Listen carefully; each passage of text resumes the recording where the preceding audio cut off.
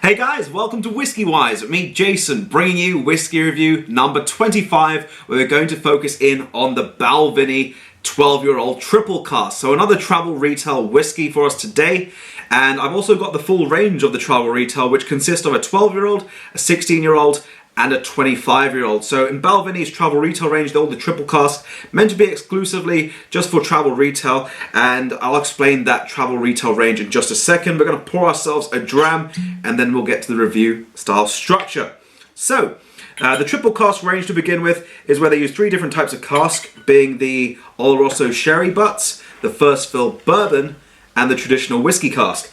And what they do, instead of finishing in the whole range, they actually mature them independently of one another in these casks for the minimum age on the bottle.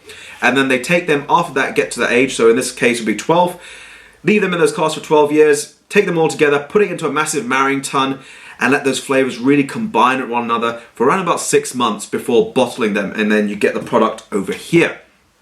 So that's it, the whole triple cask range explained. If you guys want to check out the written version, I'll leave a link in the description for my blog, and be sure to go and follow me on my blog as well, because 99% of the time I'll write the blog post and then you'll see the video that will just come out just after that. So we're going to get through and start with the 12-year-old. So in my review style structure, the Balvenie is a 12-year-old whiskey. The ABV is at 40%. The cask selection they do use is Oloroso sherry butts, first fill bourbon, and the traditional whiskey cask.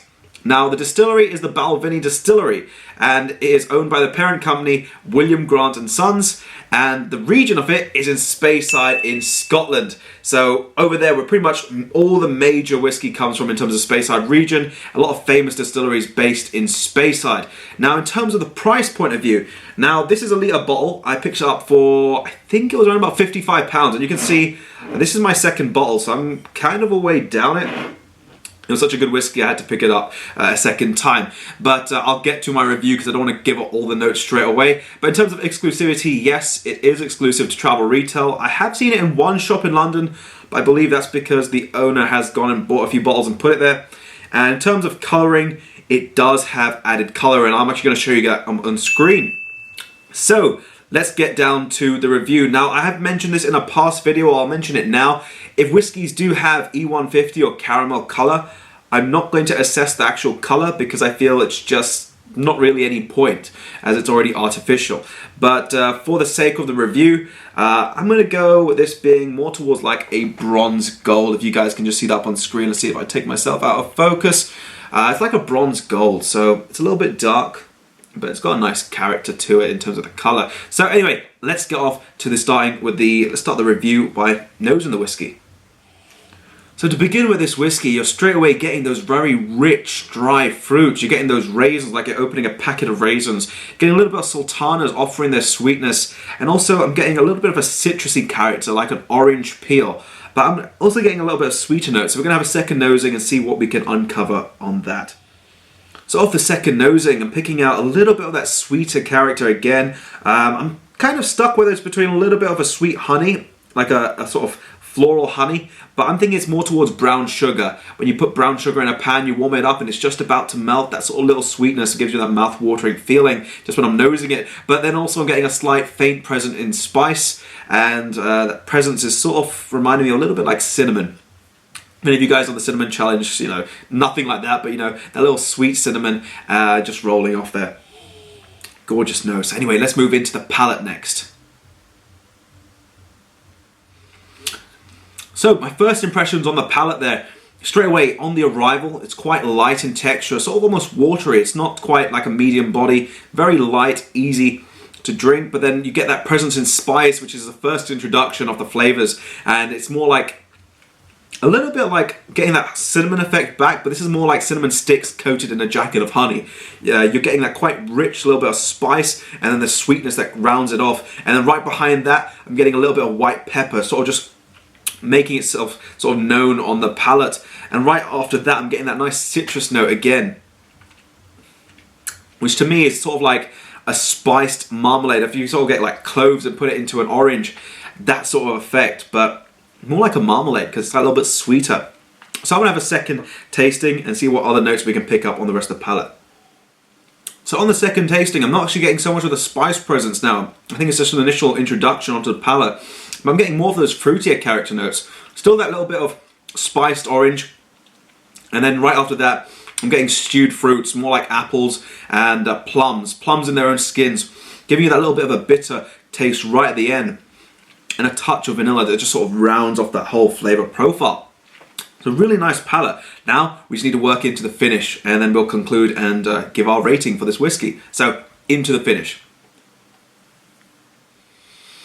So into the finish for this whiskey, I'm sort of picking out those faint spices which seem to linger on the palate, a little bit of an oaky character, but again, the sort of cinnamon notes on there and a little bit of peppery notes, sort of lingering around the sides of the palate, a little bit into the middle. I'm also getting the fruity character again, a little bit more of those plums. More dominant, this time there's no apples on the finish. A little bit of that bitter character, a sweetness from the sultanas. And it's sort of silky all over the palate, which is really nice. I'd say it's got more towards a medium body or a medium finish. And then right on the end, you get the nice sort of honeycomb. It's like a biting into a honeycomb, and you're getting that nice honey sort of feeling just coming out, and there's the sweetness all around, lingering all over the palate, all the way until the end, which is really, really nice. So we're going to come and give our overall rating for this whiskey. I'm going to give my comments as well. So in terms of rating, I'm going to go over here. Yeah, that was my initial thought, and I'm not going to go from it. I'm going to give the Balvenie 12. Hopefully you can see that it is an 87 out of 100. And the reason for this rating is because I feel the spice profile on this one is a little bit more dominant, seeing that it is a younger whiskey. Not something so much to my liking, but however, I really did enjoy this whiskey. Something that I enjoyed from the nose straight away all into the finish. The palate was a little bit up and down, but I think that's because of the spice profile. But it definitely has the classic style where you get that sort of fruitiness, the spice, and a little bit of a honey note on the end, which I think is just a classic from Balvenie.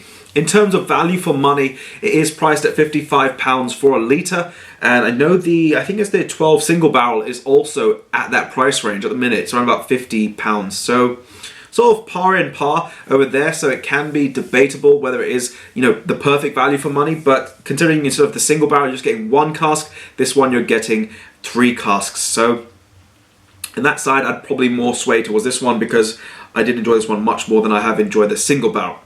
But on that note, let me know if you have tried this whiskey. I will leave, let me know your comments down below in the description. I'll leave links to my social media. Also, upcoming videos will be over here and my subscribe button over here. So feel free to, by all means, go check out my other videos on my channel. And if this is your first video seeing, be prepared because we're going to review the 16 next, followed by the 25-year-old. So that's going to be something really awesome. So anyway, hopefully you guys have enjoyed the video. By all means, if you have, drop it a like, be sure to subscribe. And this has been Jason from WhiskyWise, and I'll catch you all for the next video.